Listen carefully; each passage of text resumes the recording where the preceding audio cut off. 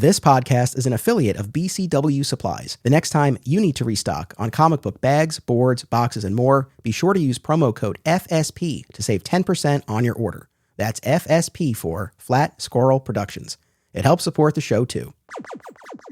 In the 1950s, George Reeves embodied the Man of Steel in Superman's first television adaptation. From its gritty black and white beginnings to the kid-friendly color years, to this day, an entire generation reveres George as their Superman, while for others, the show remains an overlooked chapter in the character's mythology. On this podcast, we bring everyone together as we break down each episode of Adventures of Superman.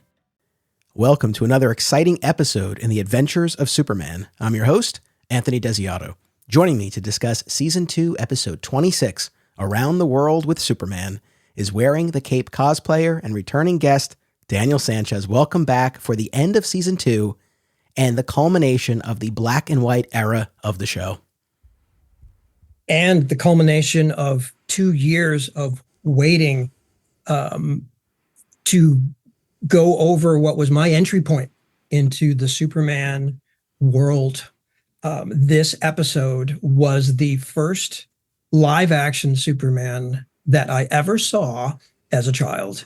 And it made such an impression on me. You and I have been talking about this our entire friendship. And thank you for letting me call dibs early on this one. I have been so heartwarmed going over it again and seeing it again. It's a gift that you are letting me have this time. So thank you.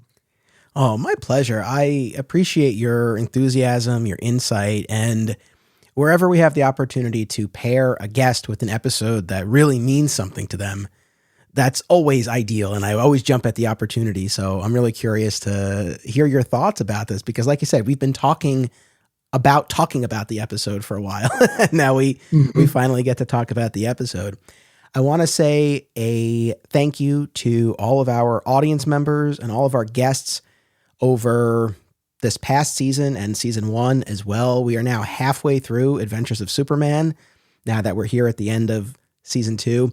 And I feel like since I started, whenever I've spoken to people about the color years, I feel like a number of folks have said some version of, oh, well, if you do the color episodes. We are doing the color episodes. When I committed to doing this podcast series, I committed to doing the entire series because the George Reeves show deserves it, even though I think virtually all Adventures of Superman fans would point to the black and white years as the stronger ones. Nevertheless, we're going to give the entire series its due. We will be off for a bit after this episode. I don't know what our exact return date will be just yet. In an ideal scenario, Daniel, I would love if the rumored, but still not yet confirmed as of this recording, complete series Blu-ray set came out before we began our season 3 coverage, because A, I would love to watch those episodes in the best presentation possible. And B, my hope is that with greater accessibility to this show, we would have more people joining us and it would be a wonderful thing. But I don't know how likely that is. So I think that around probably March or April of 2025, regardless of whether or not the Blu-ray set is out, that's when you can probably expect our coverage of the color seasons to begin. And I hope everyone will keep their subscription active and stay connected on social media. All the links are in the description for this episode.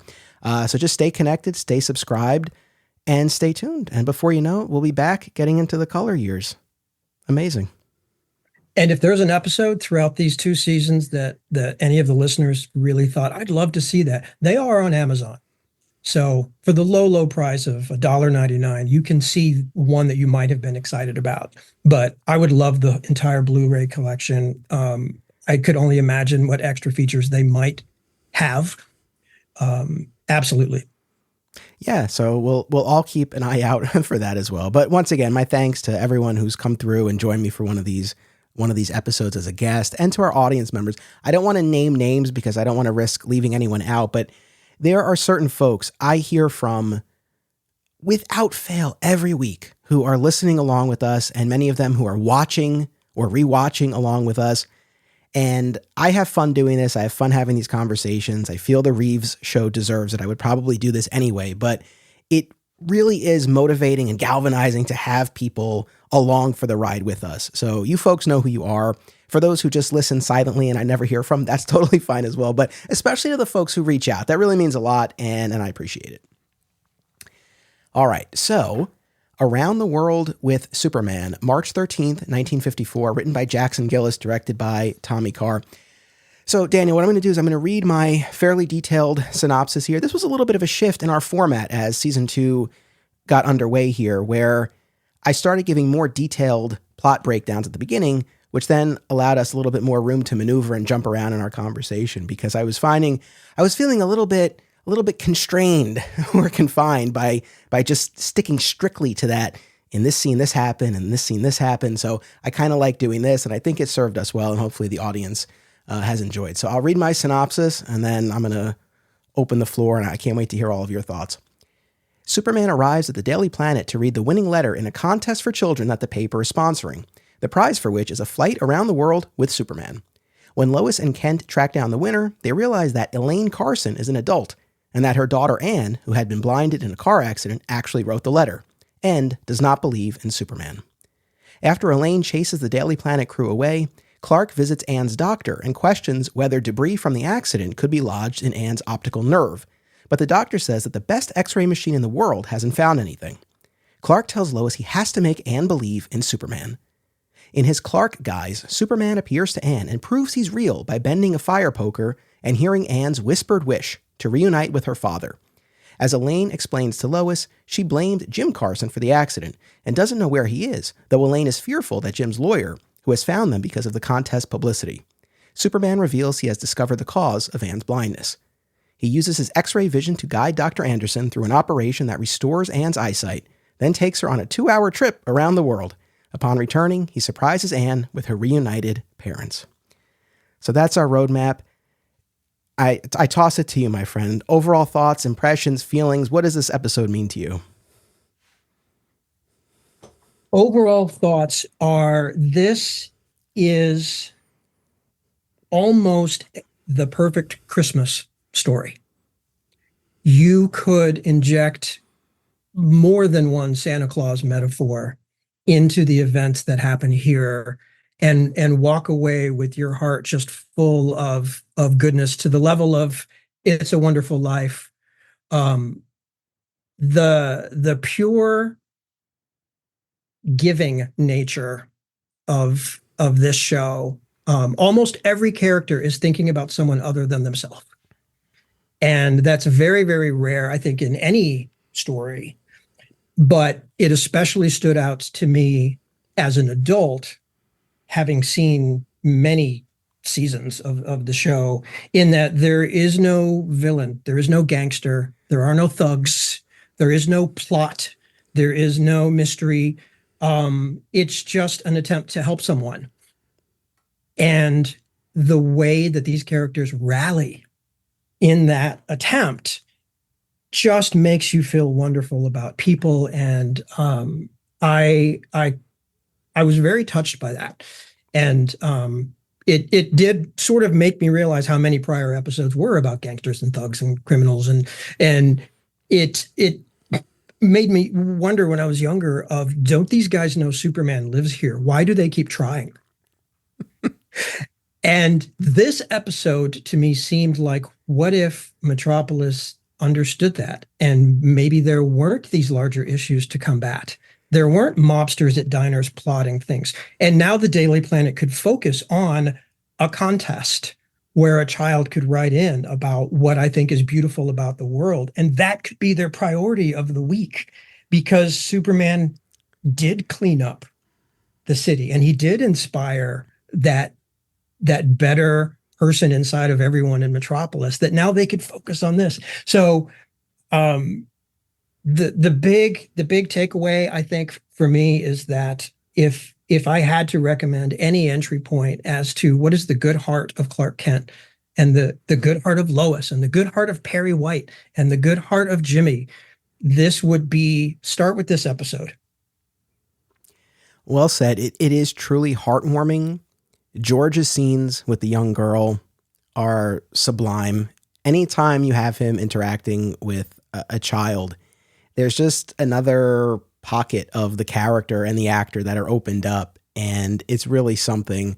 But yes, it's very heartwarming. I echo all of that. The fact that there's no villain of the week. They tease us at that point when the character who turns out to be the lawyer shows up looking for Elaine and Anne. So for a moment there, you think maybe it might go in a different direction, but thankfully it doesn't. I really liked how they broke with the typical format and formula of the show for something like this and really just zeroed in on this human interest story. We've had other similar kinds of stories going back to the first couple of episodes of season 2, where we had our wrongfully convicted man on death row. And then we had our man of the year who was being extorted by a criminal co-conspirator from his past. We've had instances like that, but there still was that external force or pressure, the villain of the week. And here you don't have that. And it was a refreshing change of pace. Obviously, we know we still have half the series to go. We have 4 more seasons, albeit they're shorter seasons, but we still have 4 more seasons to go. Had this been the series finale, would you have found this to be a fitting, satisfying wrap up for the whole show? 1,000%. What a button to put at the end of our getting to know these characters and what they stand for and who they are and what they're about. This would have been the curtain close, standing ovation last episode, had this been the entire finale of getting to spend time in your living room with these people. I agree. That was something I was thinking as I was watching, especially that extended epilogue, essentially, as Superman is flying young Anne around the world. And we spend a good amount of time with that sequence there. And it just really felt like that could be the final soaring moment of the show. Had this been the end, I think it would have been a satisfying note to go out on. Let's do our guest star breakdown here. So we have Judy Nugent as Anne Carson. And please, anything you happen to know or anything that you found about any of these guest stars, I welcome your input. What was interesting to me, just looking up these actors on IMDb, for our Anne portrayer, she played a blind character in Annie Oakley and a character who was temporarily blind in Valley of the Shadows. So this was a bit of a theme in her acting roles, which was interesting. She died relatively recently, just about a year ago in October 2023. And again, according to IMDb, was the last living actor to appear on Adventures of Superman. Oh, how wonderful. I did not know that was her. She had quite the run during that era. She was also on an episode of The Lone Ranger called Triple Cross, May 21st, 1953. She was on Lassie in 1955. She was on an episode of Rawhide in 1960. So these are hitting all the notes of my youth. But maybe the one that made me smile the most is she was on an episode of Red Ryder. So yes, the same Red Ryder that had the BB gun that Ralphie wanted for Christmas, she was on that show. So her talent clearly was appreciated at the time, and she did an absolutely stupendous job on every aspect of her character in this. And we'll get into it because she showed more than one emotion and quite the range. But what a talented little actress. Yeah, absolutely. To hold her own with George Reeves and Noel Neill and the whole crew. Absolutely.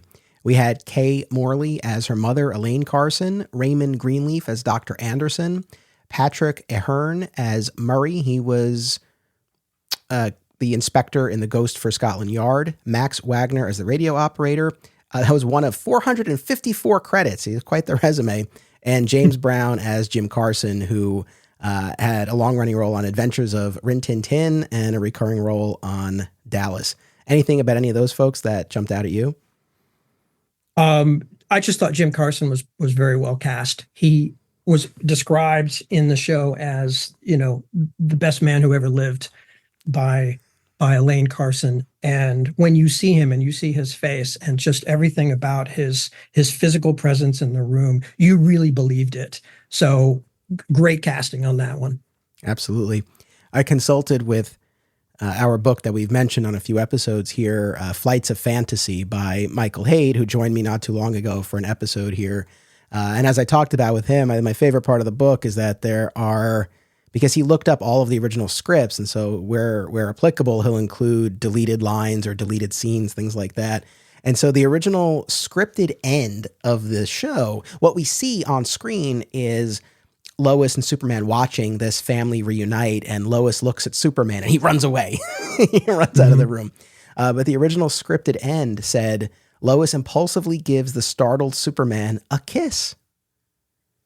Oh, That was the original alternate ending for this episode, which, going back to what we were saying a moment ago, had this been the final episode of the series, it's the final episode of a huge era of the show. But if it had been the final episode, what a note to end on. I also thought that ending was a bit abrupt, and I dug into it that was a very, very interesting final 5 seconds to throw at the end of this almost perfect otherwise, moment. And one of the interpretations that someone had is that seeing this family reunited and seeing almost the definition of the perfect family made Lois sort of look at Superman like, wouldn't you like to have something like this? And that look is what made him bolt. But now that you bring it up, had this been the final story, how great would it have been for Superman to have said, yes, I would like that. And I want it with you. Yeah, I honestly, not to rewrite the show too much, but I would have been okay. I would have been happier, I think, even if they had split the difference here, even if there had not been a kiss, but if he had simply not run out of the room, if they had just looked at each other and sort of just had this knowing moment between the two of them, I think that would have been a really sweet note to go out on, in keeping with this episode. We've talked about this a lot over both of these first two seasons. The buttons that come at the end of each of these episodes, they vary. Some of them I think really hit the mark and they're in keeping with the episode, and others are just like, where'd that come from? So in this one, him running away felt a little bit out of step, I thought, with what the whole vibe of the episode was. But it was just fascinating to me to kind of see what the original version of that was. Now, we had messaged about this. This was adapted into a 1955 Superman comic, Superman 96, The Girl Who Didn't Believe in Superman by Bill Finger and Wayne Boring. And you had a chance to read this, right? I did, in detail. Thoughts? So the connection, dear listeners, is Mort Weisinger, who was the script editor for both.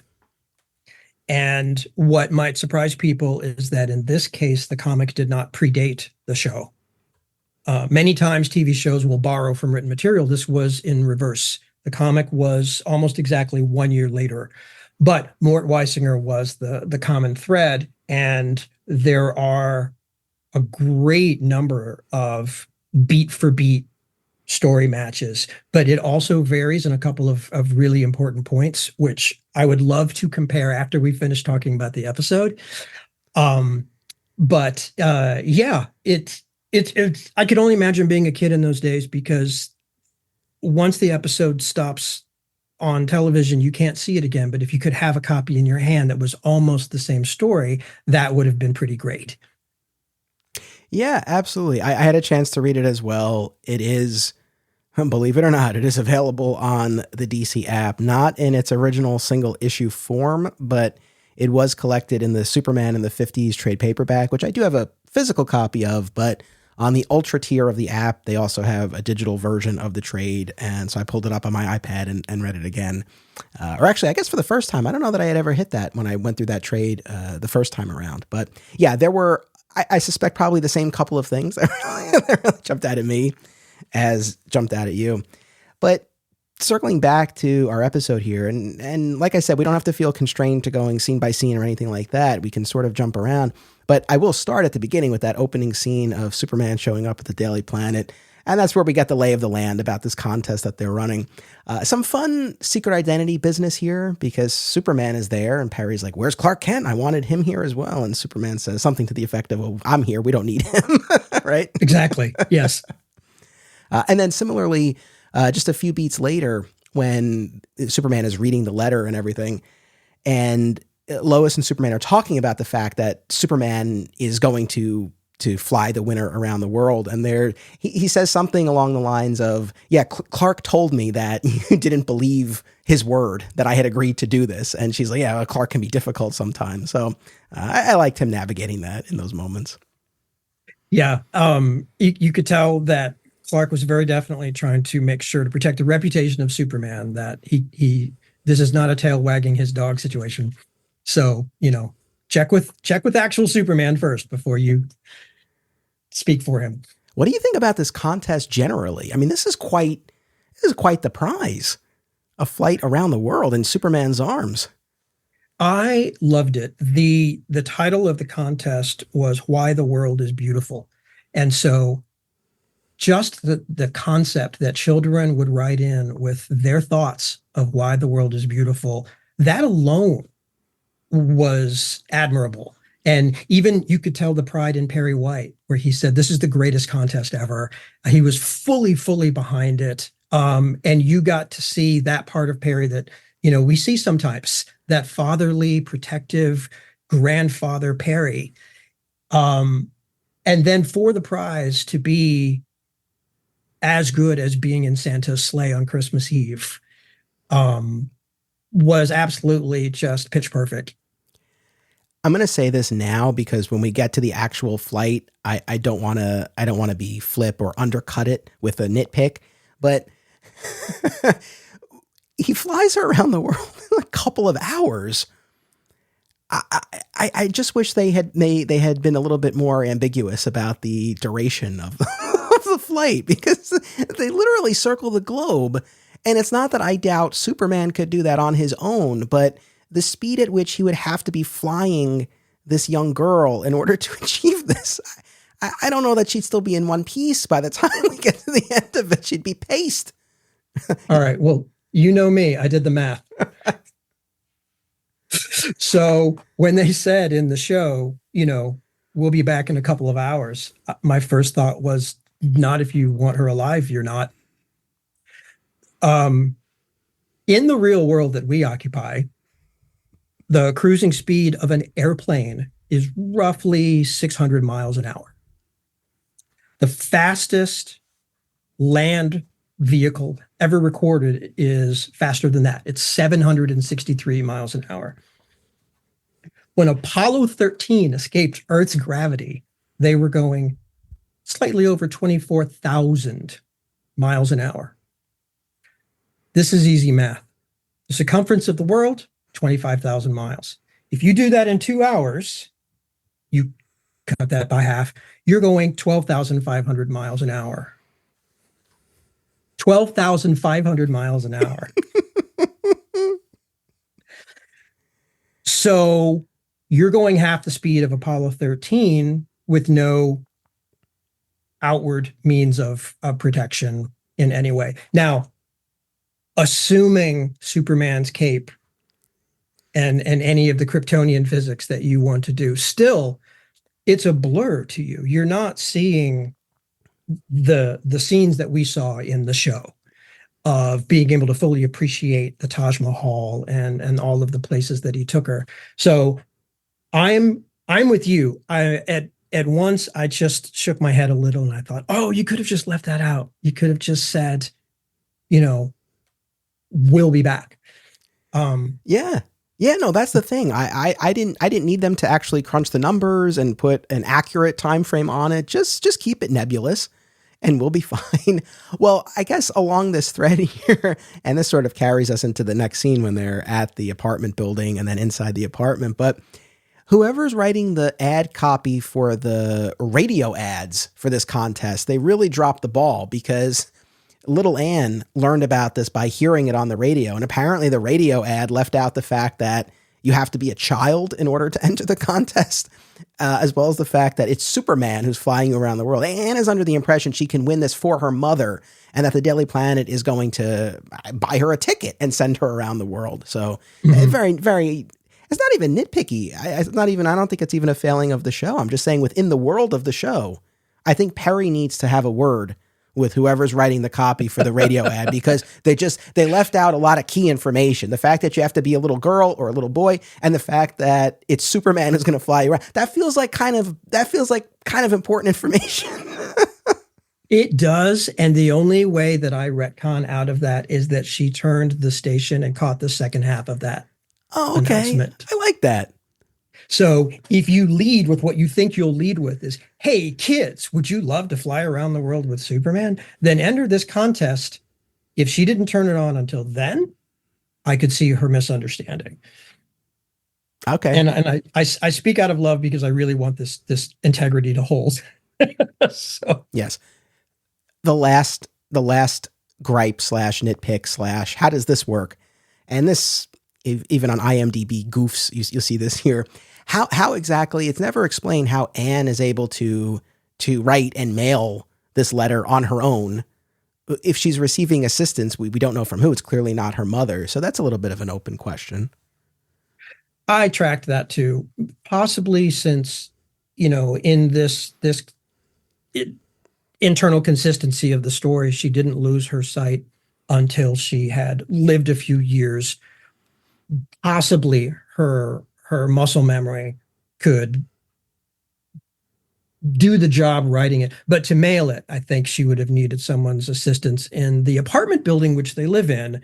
And I would imagine she had made some friends, or at least people who would look out for her or help her. So again, we can envision an off-camera character, some sweet old lady who wrote on an envelope and licked it and stamped it for her, especially if she wanted this to be a surprise for her mother, which she did. Yes. Okay. I think that works. I think that's another bit of headcanon. We still can't account for how she's not paced by the end of that flight, but as far as these other questions, I think you've generated some sensible alternatives here. This is more of a big picture thing, but you mentioned about how she was blinded later in life. She wasn't born that way. This is one of those things for us as Superman fans. We talk about, we see certain stories that explore it. It's sort of an ongoing question slash debate about Superman solving real world problems beyond stopping bad guys, sort of thing. And I think about a story like Superman Peace on Earth by Alex Ross and Paul Dini, where he tries to solve world hunger, and you see all of the problems that he encounters, like certain countries of the world that don't want his help and will destroy the food before he can give it to the people. And he realizes, oh, this is not as easy a fix as they think. Maybe the most famous example, especially beyond the realm of comics, would be Superman 4, The Quest for Peace, where he takes it upon himself to rid the world of nuclear weapons.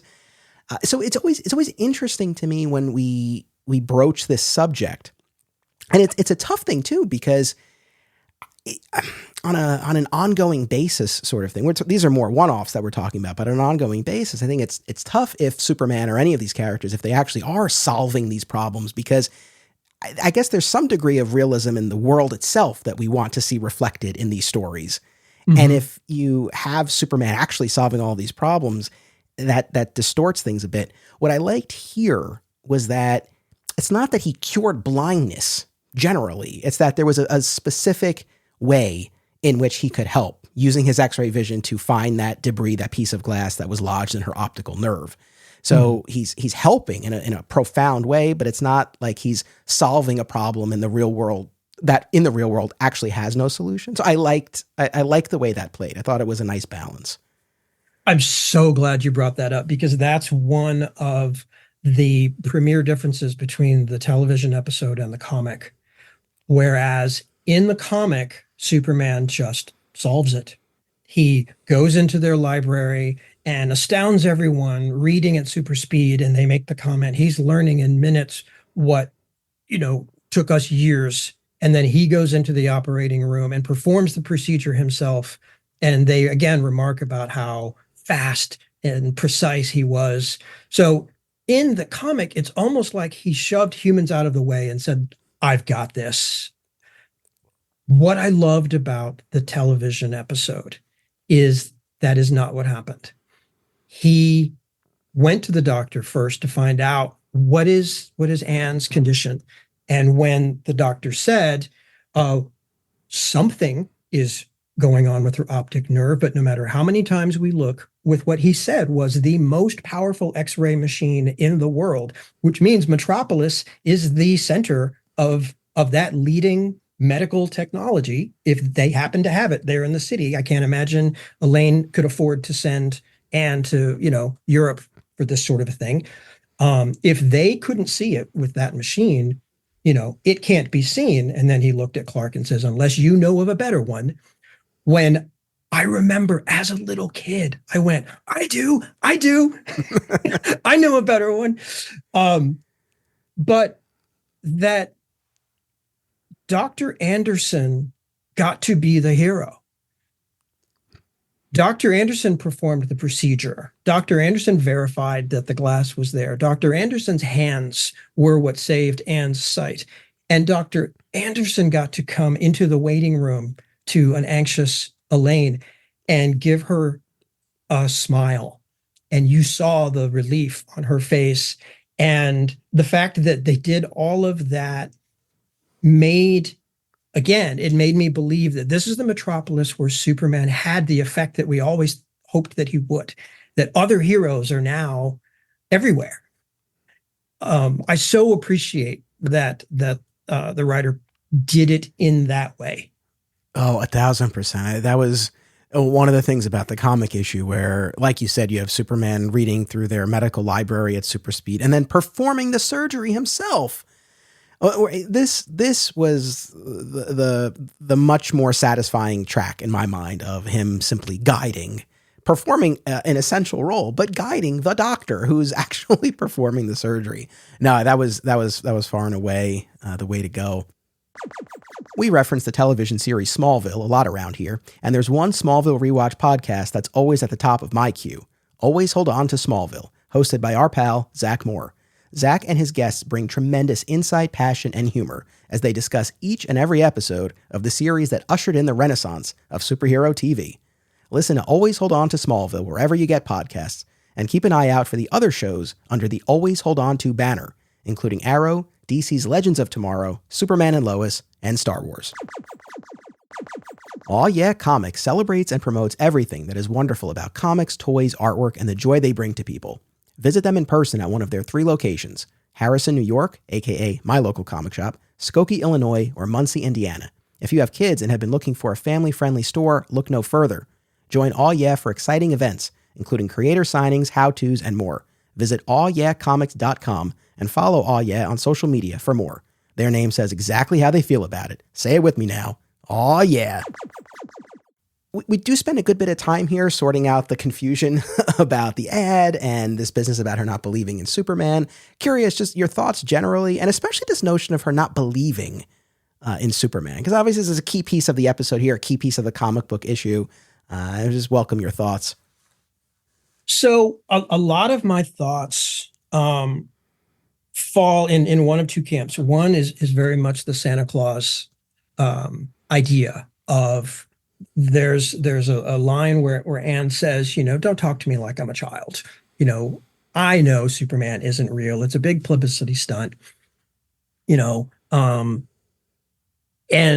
the other part is from my years of visiting medically challenged kids and spending time with their families, especially some of them who they're into their 5th, 6th, 10th year of this. Sometimes there's a worldview that a child can have. And so when we first meet Anne, and she's, more grown up than she appears. She looks like this sweet little girl, but she talks a little bit more world-wise. And she's a little more cynical, and she's much more direct. And she even apologized for it later, saying, I know I can be rude, but almost you would be too if you lived my life. There's a self-protective element to a child like that, where if you believe in hope and it's the Charlie Brown football, and then you believe in it again and again and again and again, you learn, maybe temper that. And then when something sounds fantastical, then of course you're going to say, well, that can't possibly be real.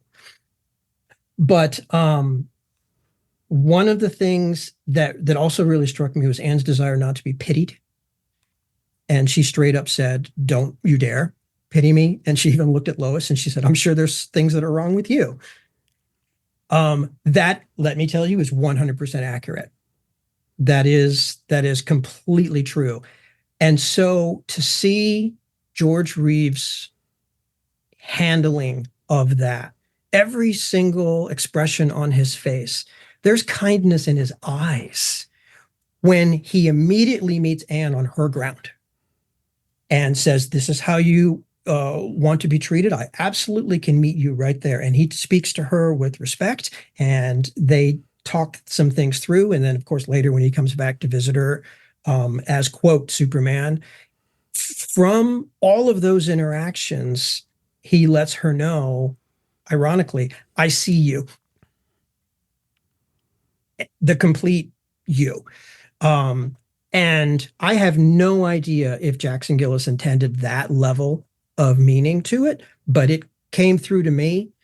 Um, I think it also let the viewers meet Anne when she was hurt and cynical. So then it means more when she does open up. So it had value in storytelling, but it also, I promise you that families who are going through similar situations would see this and they would say that is true. Well said. No, and I appreciate your insight into that. And you're right. And tying back to what you've been saying throughout the episode, where everyone is acting for someone else, right? Where Anne is doing all of this for her mother, to send her mother on this trip. And her mother is trying to protect Anne and also feels guilty about pushing her father away, Anne's father away. And that they both have their arc in this. So I agree with you. Had Anne been gung ho about Superman, yeah, the episode would not have been as effective. It gave her somewhere to go. And I think your reasons for why she wouldn't believe, I think that really rings true, because it is fantastical, and it is the idea of Superman is sort of seeing as believing, and absent that, it probably would be hard to reconcile. There are probably people who have the ability to see in Metropolis who maybe haven't seen him in person and aren't quite sure. So especially for Anne, but then I think you're spot on with this other layer where if Superman is real, maybe then there is the possibility that he could help, but you have to protect yourself and not allow you that hope because you don't want to be disappointed. So yeah, I think it works. Cynically looking at it, be like, well, how do you not believe in Superman? Her mother could tell her about it. But no, I really think it works in this context here. And the fact that the crux of it, as Clark relates to Lois on the phone after he talks to the doctor, the fact that it ends up being, I have to make her believe in Superman. That very much does have that sort of Christmas movie feel to it, Yes. like you were saying. Yes, it does. And I'm so glad that we do get that emotional payoff at the end.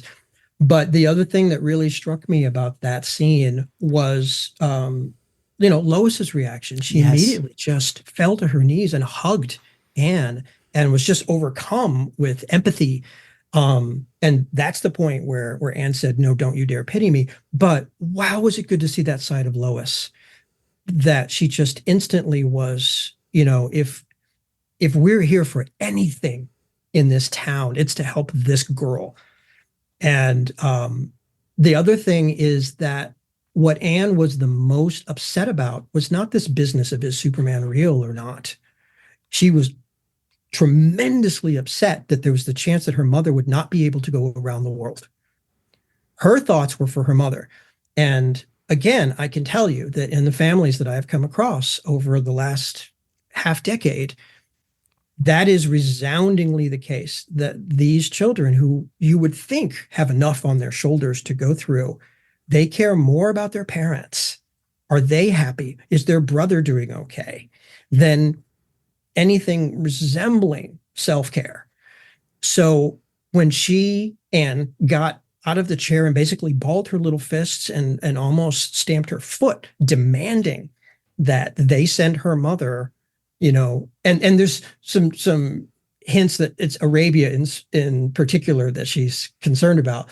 But that also, I thought, was very astute writing, to not have this child, however cynical and direct she may be, she was not in it for herself.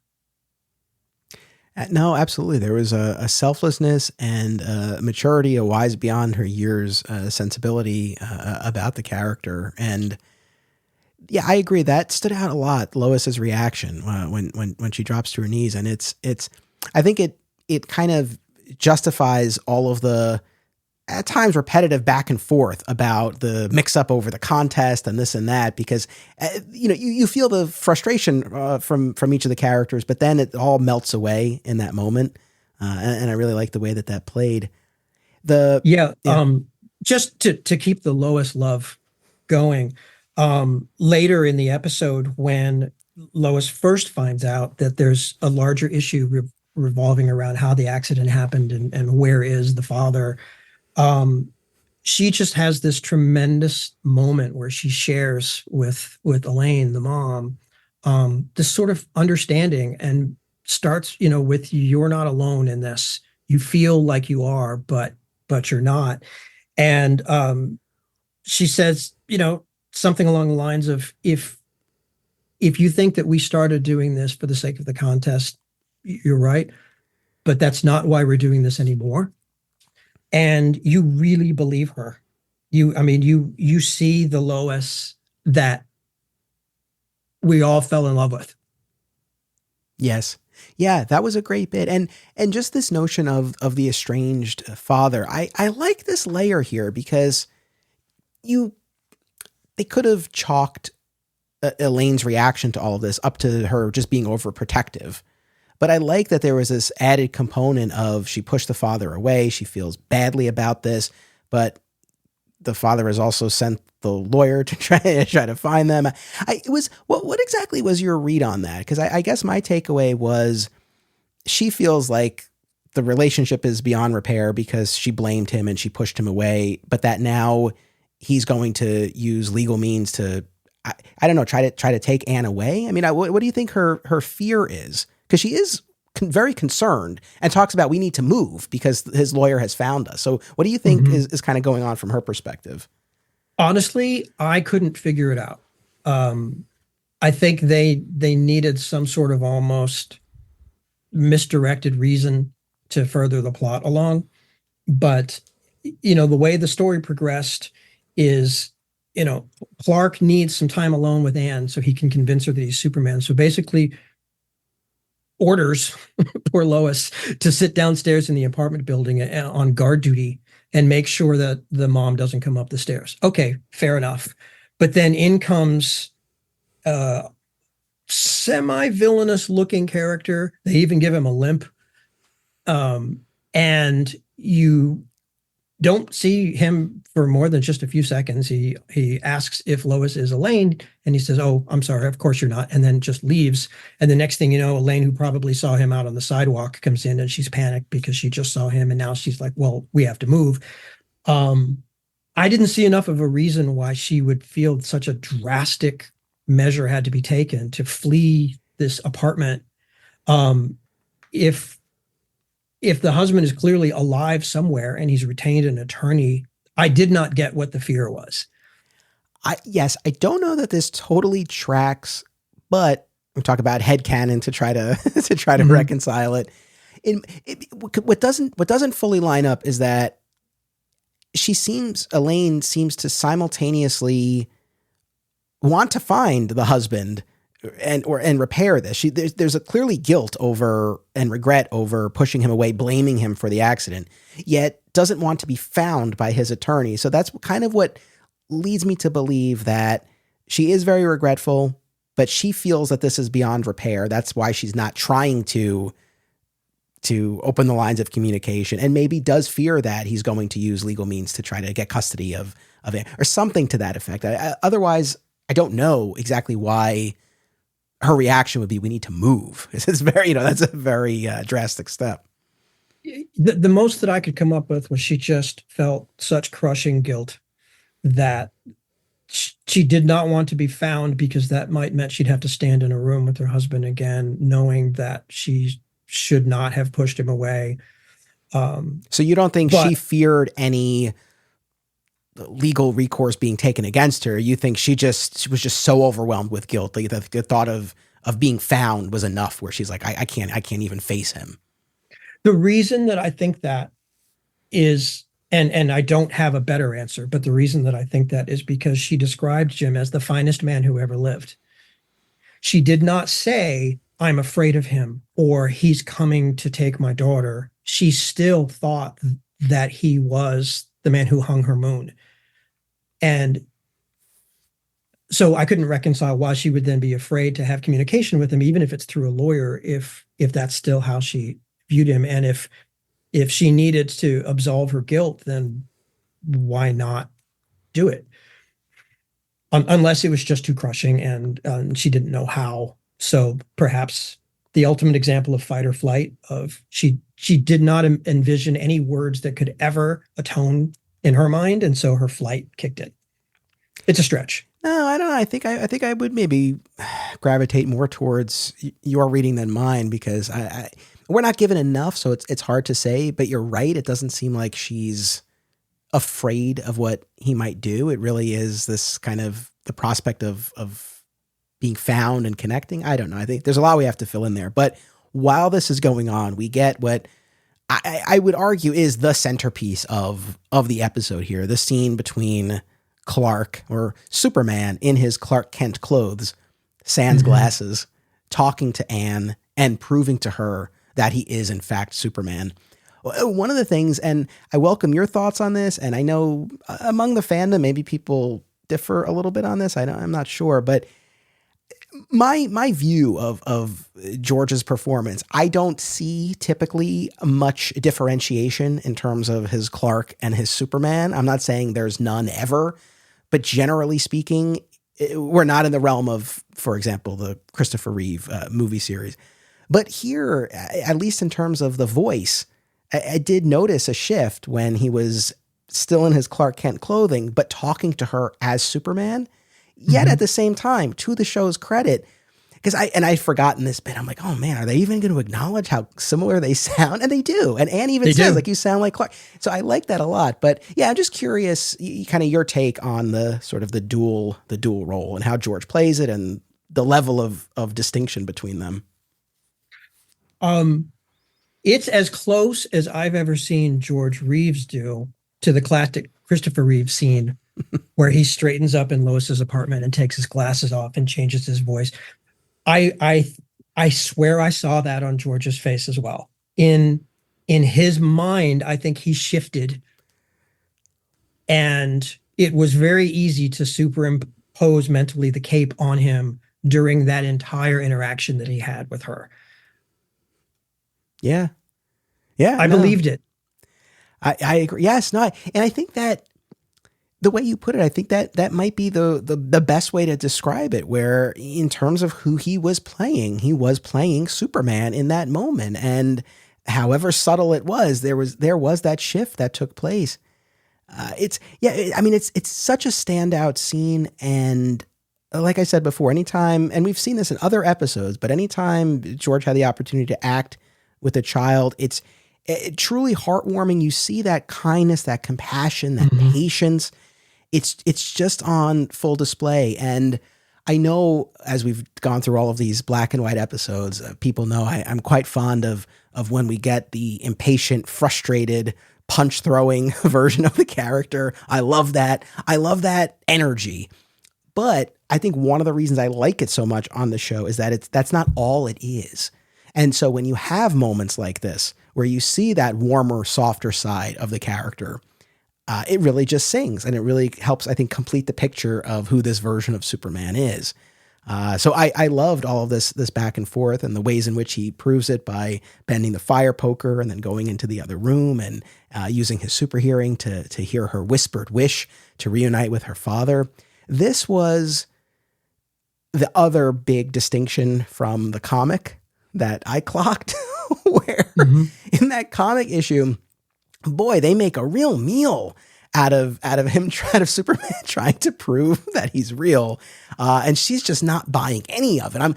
I much prefer the approach that the show took, because I feel like had we gone down the comic book issue route, it would have been rather grating, because I found that kind of wore thin pretty quickly in the comic. Oh, I mean, they put a good 6 pages of a 10-page story about just his attempts. So some of them were in the comic that he takes her flying, but then she claims, well, you were just on helicopter wires, and that's why we heard the sound of the wind. And then he says, well, I'll look into another house in the neighborhood and I'll tell you what's in there. And, oh, it's your mom. And she's reading to some little boy. And she goes, well, everybody knows she babysits. And then he listens to Lois call Perry on the phone from another room. And I loved, at least in the comics, she goes, well, I can hear that too, because of course her sense of hearing is improved. But then Superman takes this this metal dog that's used as a doorstop. So if you imagine the dog from a Monopoly game, it's a bit like that.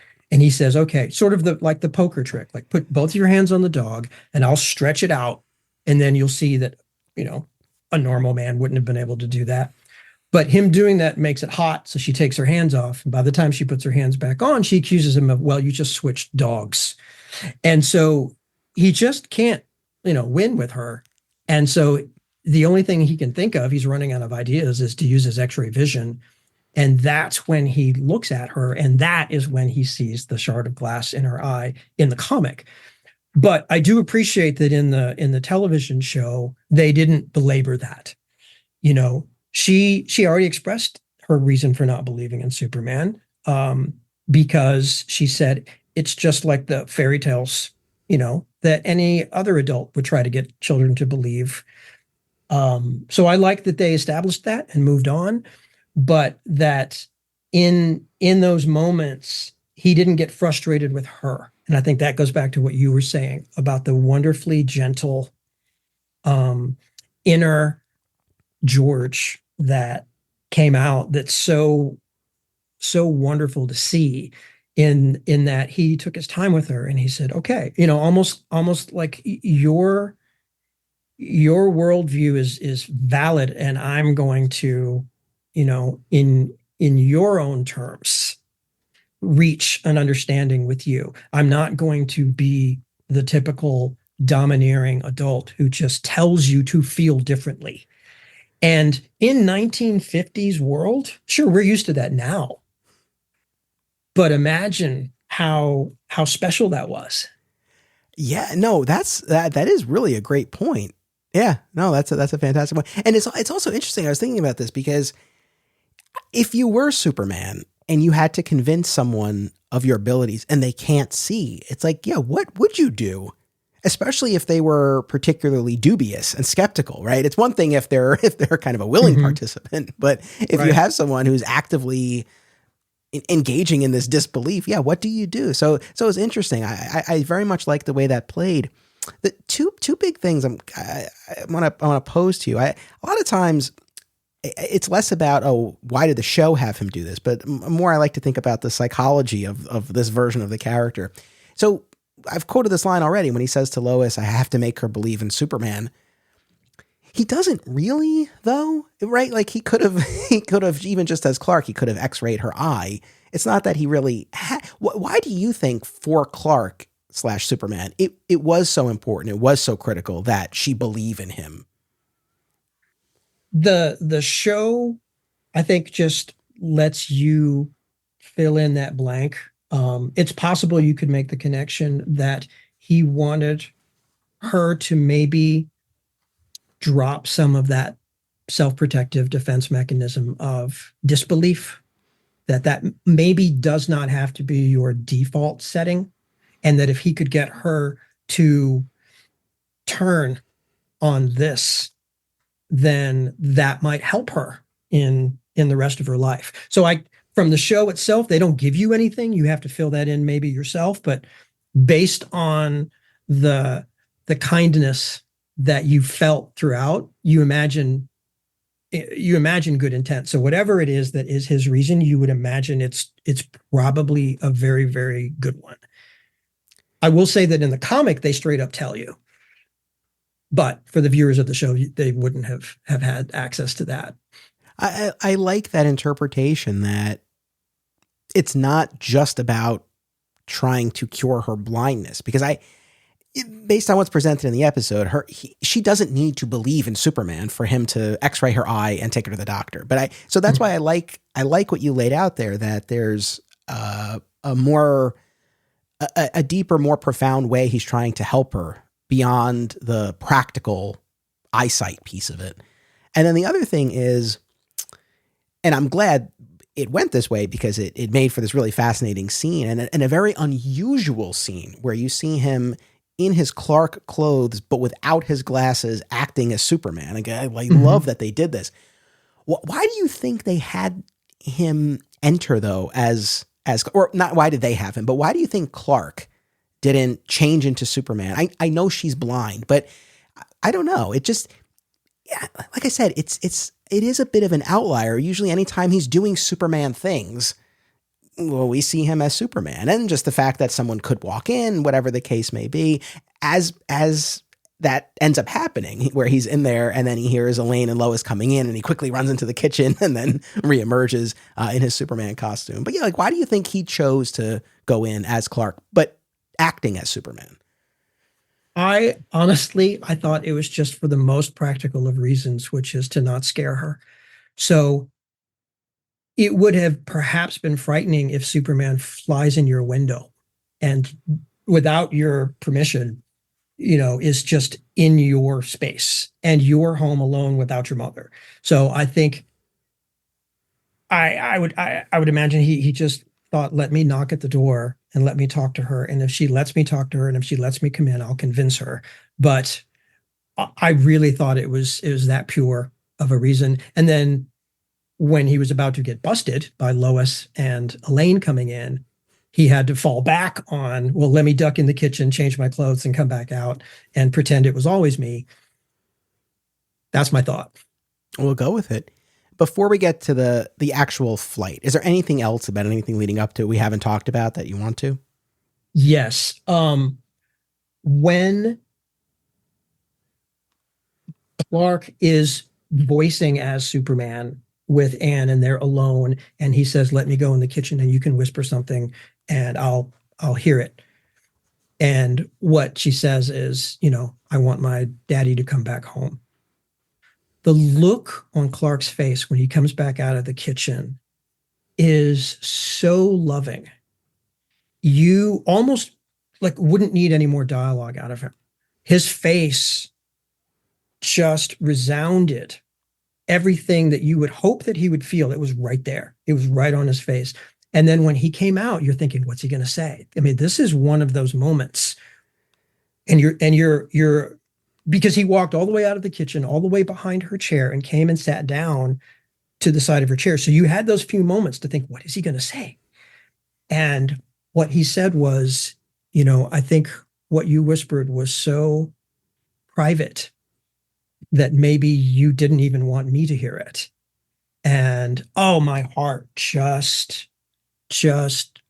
was so filled with, there's an example of how you truly connect with somebody when they're trying to tell you something. And from that moment where he said, I feel like this is very, very, private to you, it directly made me think of the times that I, as Superman, when I'm doing events, especially around Christmas, I have lots of time to get to know the Santa Claus portrayers. And we compare stories of what things have happened to us over the years that children have told us. And the Santa Claus portrayers often will talk about those moments when a child wishes for something that cannot be granted and how hard that is to hear and process and respond to. So I think that's why I was so edge of my seat when she said that and Clark came out. I thought, okay, what is he going to do? Because that is a moment where you can be a real help to a child if you say the right thing, and you can possibly make it worse if you say the wrong thing. And that was just another touch point that I realize is very personal to me. Maybe not everybody would have gotten that in that moment, but I really, really appreciated how that was injected into the story because it didn't have to be. But I honestly think that if it were not for George and Judy being the two actors who did that scene, I mean, I can imagine if this were on stage, the entire theater would just be absolutely silent. They played that to where that is one of the moments that I remember to this day. I'm 56. I was probably 5 when I saw it. And I still carry that imprint of this is what two people who are good people look like. Yeah, it's such a beautiful moment. I'm glad we're spending these minutes on it, because it would have been one thing if she said, "I wish I could see again." It's like, that's what he's there to help her do, right? But there was something else, and thankfully, it ends up being something that, in the end, he is able to facilitate. But that's a question mark in that moment, and so it's not an easy answer. It's not an easy response, and it's a beautiful, beautiful moment, and played perfectly. Filmmakers and movie fans alike should be sure to attend these film festivals: Brightside Tavern in Jersey City, Hang On to Your Shorts in Asbury Park, Point Lookout on Long Island, and Round Reel in Bloomfield, New Jersey. Take it from an alum of 2 of them.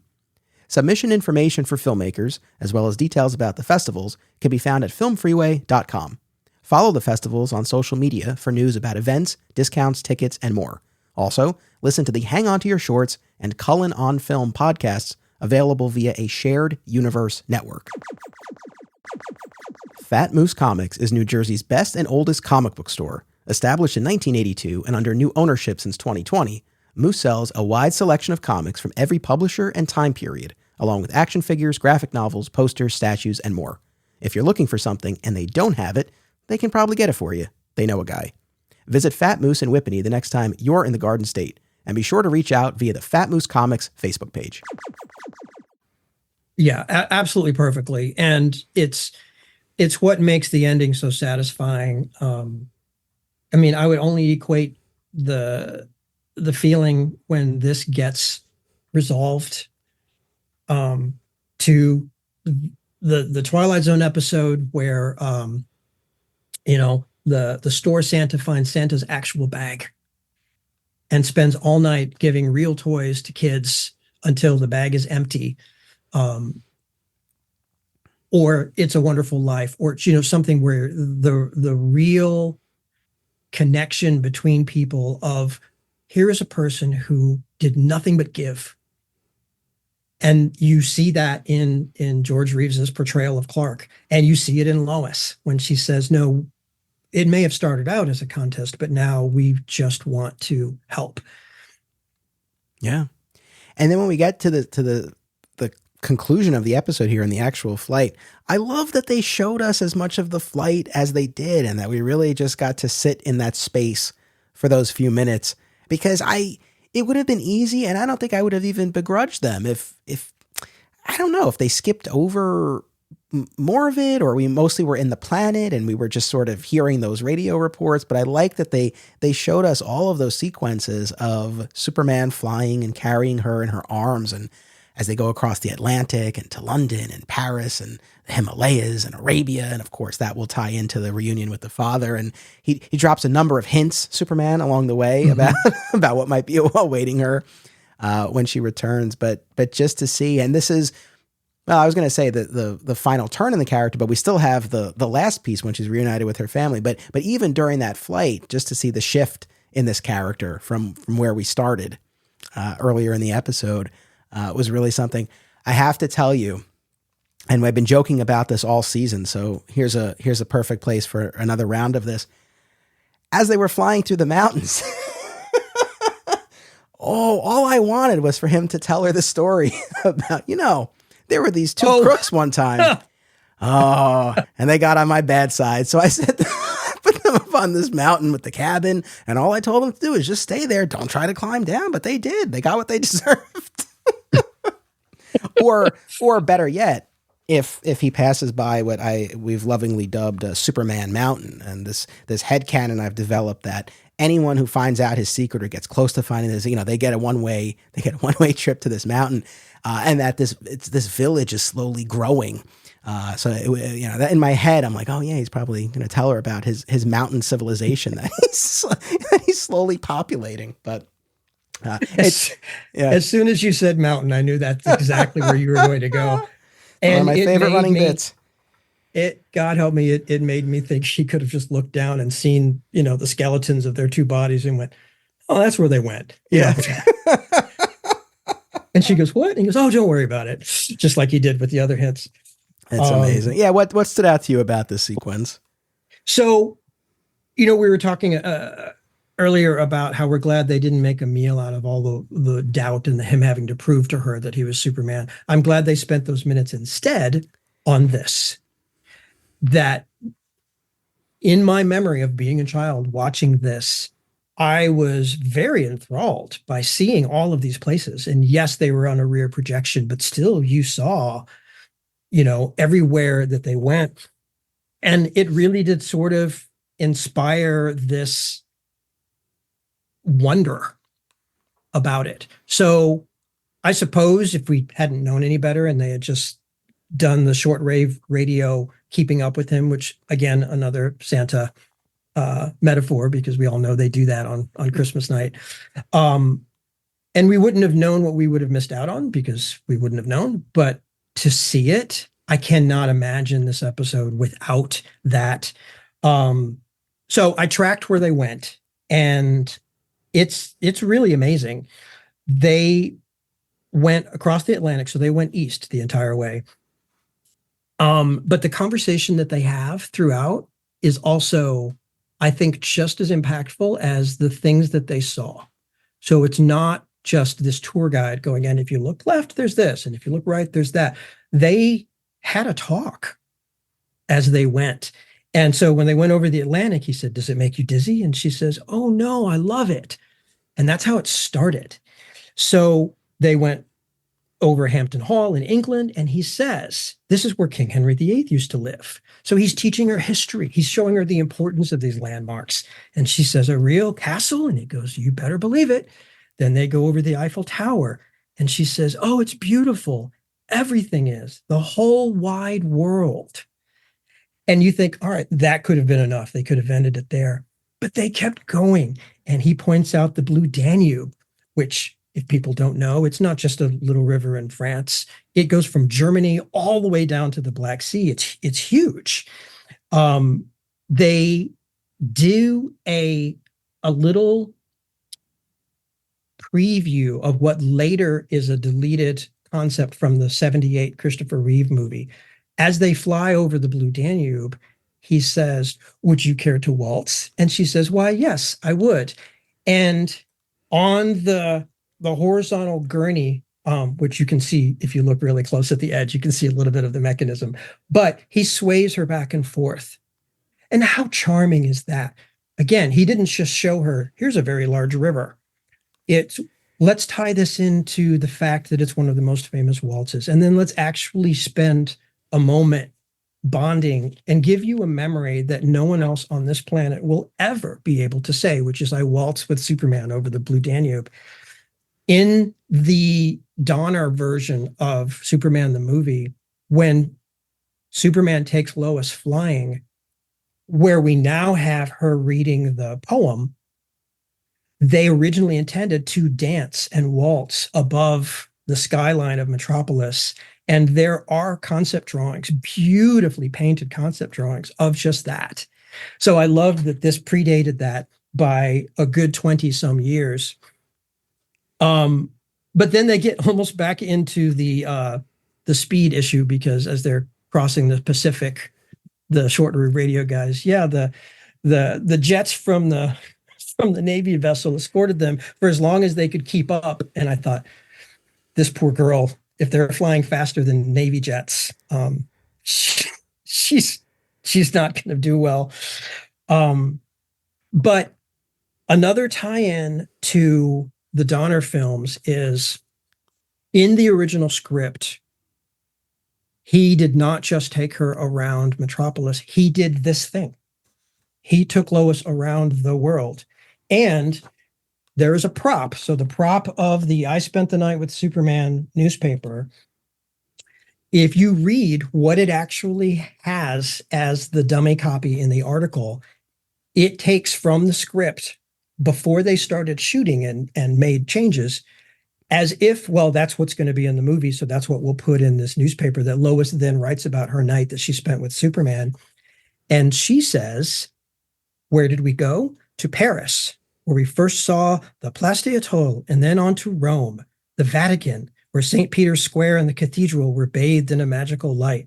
And that's not all. From Rome, we flew on to Egypt, where I saw the pyramids, and further east to India. and the Taj Mahal. In China, we flew over the Great Wall and saw Mrs. Thatcher. And they get into British politics, which is funny because the production was made in England. So, of course, they put that in the article.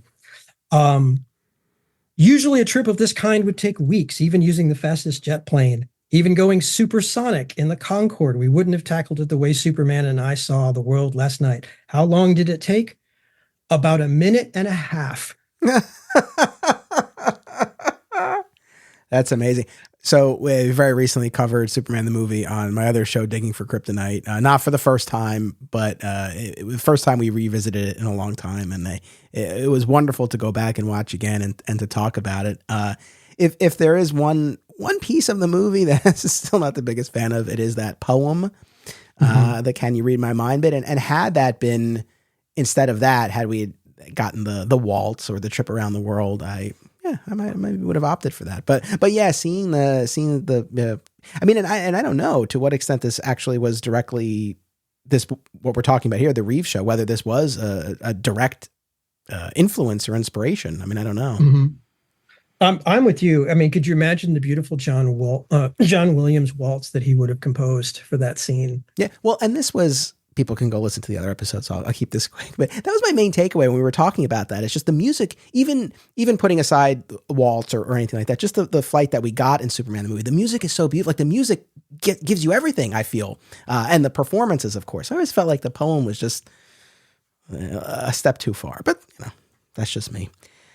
But yeah, with going back to Around the World with Superman, like I said at the top, the way that this episode breaks with the form, the typical format of these episodes, this is another example. I mean, when else do you get this like extended, joyful victory lap, so to speak, in an episode like this? It's usually we catch the bad guy and then there's just a scene at most, but usually it's just a few lines.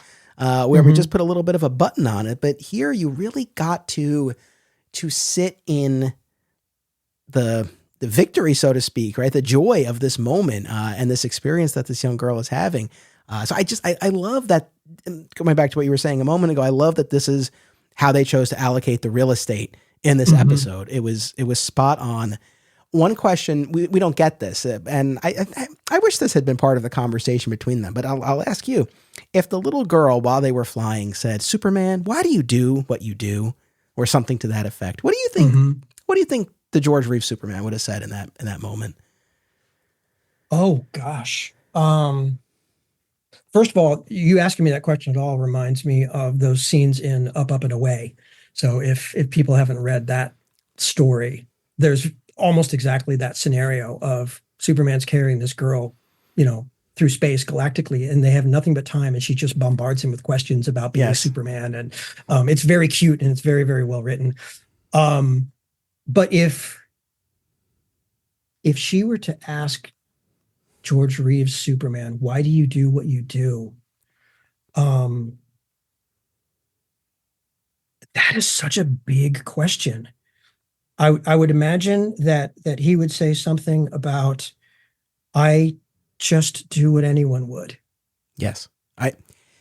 That's the thing. It's a big question, but I feel like it would be a small, simple answer. And I think it would be something along those lines of, we all do what we can, something to that effect, or, something like that.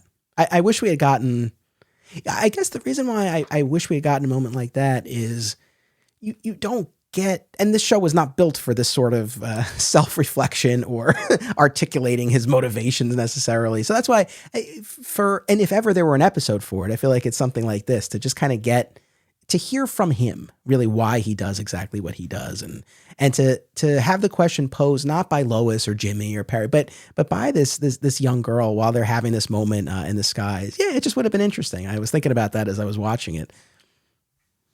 Yeah. But what a great, great space that the two of them had to be able to have any conversation that you would dream about. Who on this show ever gets to have that with Superman? He's always flying in or flying out. He saves the day and then he jets off. So this was really a rare opportunity to have extended one-on-one time with Superman. And you know what you just made me think of is I absolutely would be certain that he loved it just as much, because when does he ever get to do this? Yeah. You know, how satisfying would that be for him to finally, you know, in the classic words of Superman, you know, I wish you could see the world the way I do. He gets to now share that with someone who has still the ability to look at something with pure wonder and not see some monument in another country and immediately bring adult politics into it. She's, you know, and she as much as, you know, expresses all of that joy as they go around. And she ends by saying, "Oh, Superman, I wonder if people know how beautiful the world really is and how beautiful it is to open your eyes and see it." So there, I think, probably rejuiced Superman's batteries about humanity quite a bit. Yeah. Yeah, absolutely. And to see, yeah, I mean, and to watch her see the world the way Superman does, right? You get this sense of what he sees and what he Mm-hmm. appreciates and all, just the sense of his perspective. It's beautiful. And when we get to the final scene here, what's so effective is that we've had a number of wins here. Her sight has been restored. She's gone on Mm-hmm. this amazing, unbelievably fast round trip around the globe. But the sort of the ultimate payoff, the thing that she truly wants the most, and that Superman is able to provide on top of everything else, right? Is this reunion with the family in this final scene that we talked about briefly already. But to get that final moment and to have all of them together, I mean, that's the true victory and what she had wished for Mm-hmm. when they had that scene together. So yeah, it's a beautiful, beautiful ending, beautiful episode. And you have to give it to Lois because, you know, we all know sort of, you know, in canon that at times Lois is an equal partner to Superman. She puts in just as much. And, you know, especially lately with the new show, we get to see that in spades, where Lois is a champion in her own right. In this episode, you get to see it while Superman is dealing with the blindness. And as he alludes to, he's the one who flew to Arabia to find the husband. Lois was orchestrating all of that when she first reassured the mom of, no, I want to help you just as people who want to help. You have to imagine she probably dealt with that lawyer. She found a way to not track down the husband, but locate the husband, possibly explain the situation as a mediator, get him to agree to let Superman fly out to Arabia and bring him back, um, work the timing of it so that the father was there in the building at exactly the time where Superman was bringing Anne back, get the mom to be there at that same time so that they could both greet Anne together and have already worked out whatever history and past and weight that they were carrying so that by the time Anne walked in the room, there was none of that left and there was just love and the reuniting of the family. That's Lois, people. Lois. And they don't focus on that as overtly, but when you see the end result, you realize she did every bit of that. That's a great point. I agree. I think that other than the actual flying of Jim back from Arabia, I agree. I think Lois handled all of that. I've not been shy about the fact that this version of Lois we've gotten in season 2, particularly compared to season 1, for me has left a bit to be desired. But I think this was far and away one of the strongest outings for this incarnation of Lois Lane that we've seen so far. So it was a real standout. I mean, do I even need to ask? I assume this is a 5 Fedora episode for you. It is a 5 Fedora episode. And I say that not ironically. I say it as in I knew you were going to ask me, and although I've joked about it on prior episodes, and when we get to this, you know what my answer will be. But here's my reason. And I chose this carefully. This is the episode who taught me who Superman was. You know, and in the words of Dean Cain, you know, it's not Superman is what I do, but Clark Kent is who I am. This showed both equally that Clark was as good and could achieve as much in the way that he saw humanity was indistinguishable from the way Superman saw it. And you could be more than one thing, and they could both be good. But it's five fedoras because it's not that it makes you want to be who he is, it makes you want to be what he is. And it makes you want to be a part of what he's a part of.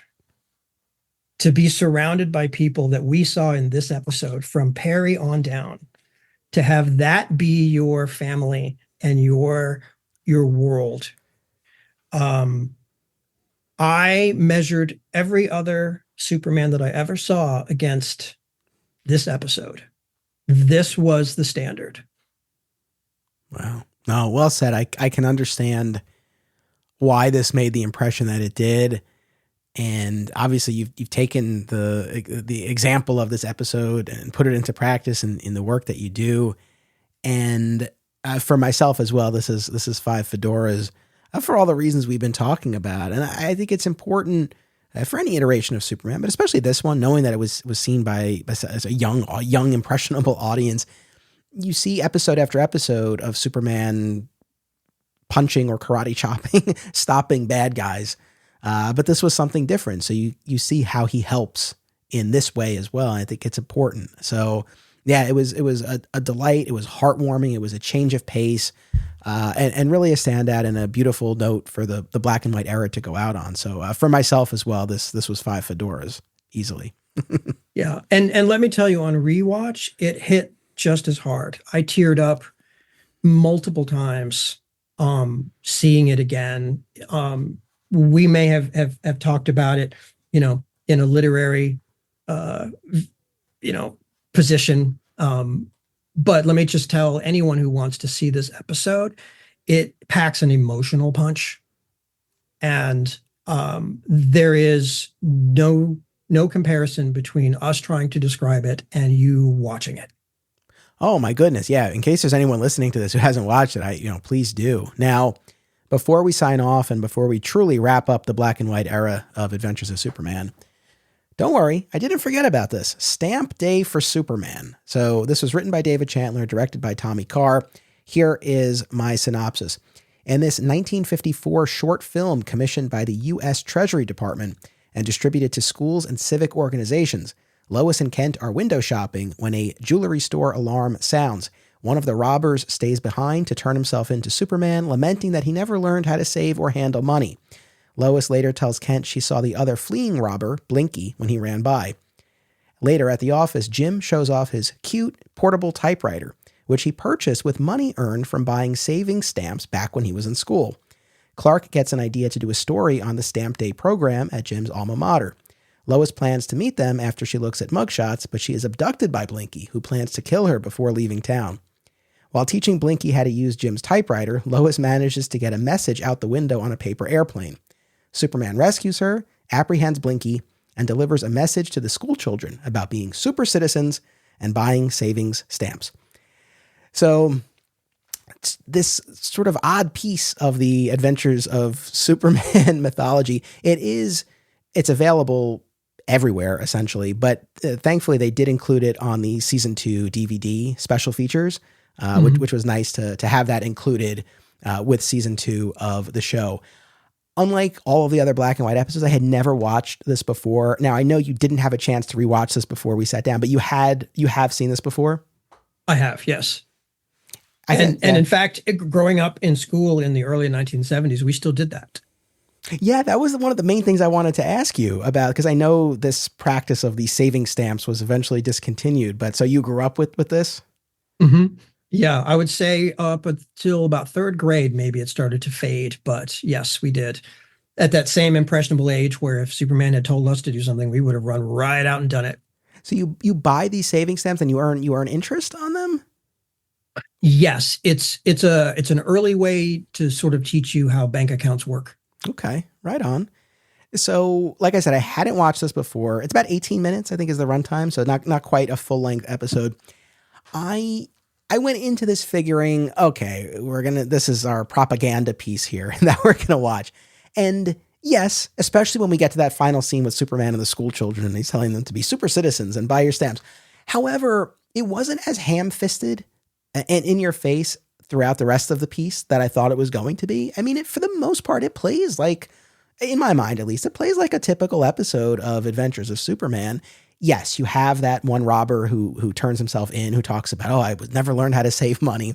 And then the whole business with Jim explaining how he bought the typewriter. So there are instances where it's a bit on the nose, but other than that, like I said, it wasn't as in your face as I expected it to be. I would say the two biggest things that stood out to me about this was worth watching just for this. An ongoing question I've been posing in these episodes is how the hell old is Jim Olsen supposed to be in the show? Because it's like he still lives with his mother. He can never stay home by himself. It's like, and they treat him as a kid. But it's like, but how old is he? And this makes it very clear he is no longer in school, which has been my theory throughout. So I was happy to kind of get this confirmation here. So that was one big piece that stood out. Yes, if nothing else, you got closure. And then the other thing is we talk a lot, and you mentioned this when we were just talking about Around the World with Superman, about how gruff Perry can be. Mm-hmm. And we see that a lot. And there's a scene in this episode when Clark is talking to Perry about how Lois, I think this is a phone conversation they have because Lois hasn't shown up at Jimmy's school like she was supposed to after looking at mugshots. And Perry bites Clark's head off about, like, I spent half my life trying to keep track of all of you and the other half regretting that I do, something to that effect. But then there's a later scene where Clark is in Perry's office, and as he's starting to leave, Perry stops him. And he's like, hey, I didn't mean that before. And I was watching this. I'm like, who is this guy? Where did he come from? Maybe because this was for kids. I mean, I know all the episodes were, but this especially, that it was being made directly and sent to schools. Maybe they wanted to soften it a little bit. But I love that moment. It was just a bit of more of that kind of paternal side that I always kind of long for in my Perry White. Mm-hmm. So that was the other big piece that really stood out to me.